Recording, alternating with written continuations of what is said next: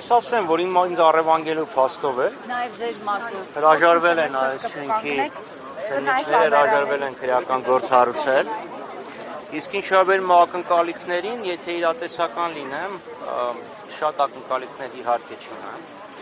որովհետև ոստիկանությունը հասարակական կարգ պահպանելու փոխարեն, քաղաքացիների անվտանգությունը ապահովելու փոխարեն զբաղված են միայն Նիկոլ Փաշինյանի ռեժիմը ամրապնդելու, ռեժիմը պաշտպանելու։ Ոստիկանությունը պարբերաբար հայտարարում է, որ բարեփոխման ճանապարհին է եւ եթե խնդիրներ չլինեին, Արմենե Սարգսյանը դեռևս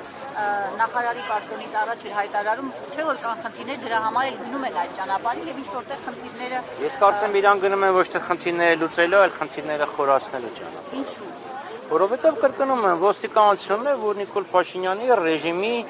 հիմնական պահապանն է։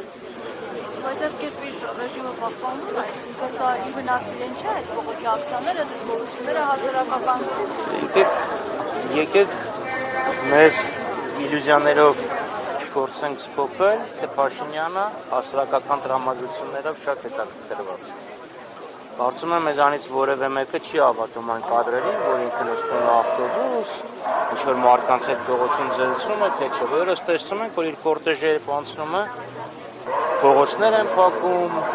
կորտեժի մեծությունը, երկարությունն ենք տեսնում, այնպես որ չեմ կարծում, որ ինքը հասարակական տրամադրություններով շատ հետաքրքրված է։ Բայց ես հույս ունեմ, որ